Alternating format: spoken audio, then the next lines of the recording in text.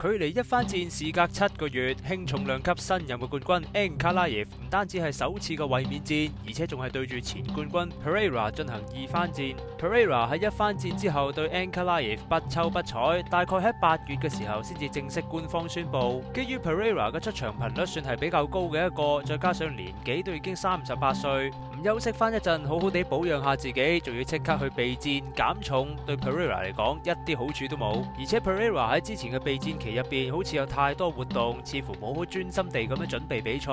今次有晒足夠嘅休息時間，備戰期大概係2個月至2個半月左右，真係再輸嘅話都冇嘢好講啦。之前 UFC 313嘅一番戰 ，Pereira 點解會輸呢？暫時都有幾個唔同嘅說法。首先就係 Joe Rogan 佢都有提及過 Pereira 因為右手受傷，再加上腸胃炎嘅影響，令到佢喺比賽上嘅表現唔理想。而 Pereira 亦都對呢個說法作出咗回應，係就係有影響嘅，但係呢個就唔算係一個藉口。其次就係輕敵認為 Ankalaev 嘅站立能力冇想象中咁勁，不過呢個可能性呢就比較偏低少少。其實 Ankalaev 一直都係比較偏向站立嘅拳手，唔好話我啦，人哋成個備戰團隊再加埋老謝，再加埋 Pereira 嘅閱讀能力，冇可能唔知啩？只係 KO 率比較低，所以先令到人哋覺得 Ankalaev 嘅站立能力唔夠突出。最後就係 Pereira 對反架選手係有一種奇怪嘅唔適應。喂，你話唔係喎？明明怪鳥都係打反架噶，做魔梟都係反架選手喎，點解打呢兩個人嘅時候 Pereira 就打得咁輕鬆嘅？呢一點就好可能關係到長期習慣打反架同埋隨意打反架嘅分別。Ankalaev 係屬於長期處於反架狀態，而怪鳥呢就係好隨意隨心地去變換嘅。至於做魔梟就費事講啦。再舉多個例子添，黑龍都係正反架都打到嘅拳手，只不過喺必要時能夠長時間維持喺反架度，所以黑龍最終就揾到一個突破口 KO 咗 Pereira。如果 Pereira 要喺2番戰裏邊打贏 Ankalaev， 咁針對反架呢一個問題係必須要面對嘅。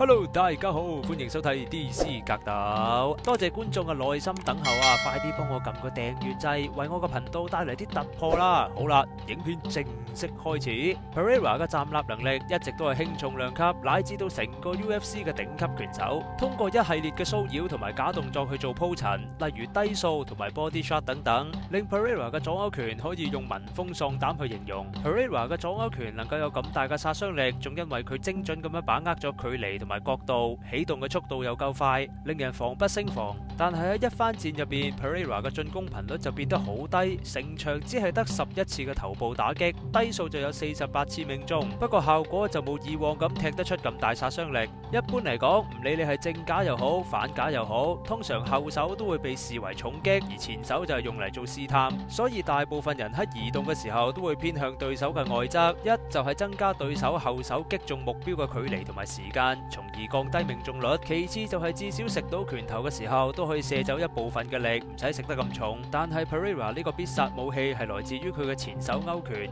亦即係佢嘅外側範圍，所以對手每次向外側移動，試圖回避 Pereira 後手嘅時候，反而更容易進入 Pereira 左勾拳嘅獵殺範圍。此時此刻，假設對方係正架拳手嘅話，咁就大鑊啦。自己隻後手唔防好啲嘅話，真係下巴都俾你打穿啊！調翻轉咁講，如果對手係反架的話，再加上向住 Pereira 嘅內側去移動，咁就減少咗 Pereira 嘅命中率。就算佢個左勾拳真係打入嚟，咁打緊反架嘅你，右手只要抬起身，至少食拳頭嘅係你隻右手，而唔係個下巴。Roundtree 同埋 Ankalaev 都係反架拳手，佢哋一樣都係做到以上呢一點。Pereira 當然唔係淨係得左勾拳一招能夠用到，就算面對住反架拳手，都唔係咩都冇得做嘅。尤其是 Ankalaev 護頭嘅手擺到咁高 ，body shot 就算打唔中啊，都起碼可以騷擾下，都未至於叫做整體嘅節奏都俾人帶走啩。但係 Pereira 就長時間都唔出手，亦可能真係受咗傷嘅關係，所以連出手都變得好猶豫。至於低掃方面 ，Pereira 如果要掃反架嘅前腳，通常都只能夠用翻自己嘅前腳去做低掃，威力亦都打咗折扣。但係48次嘅命中 ，Ankalaev 都頂得住，都算係幾勁噶啦。今次嘅2番戰 ，Ankalaev 應該都係會以打站立為主，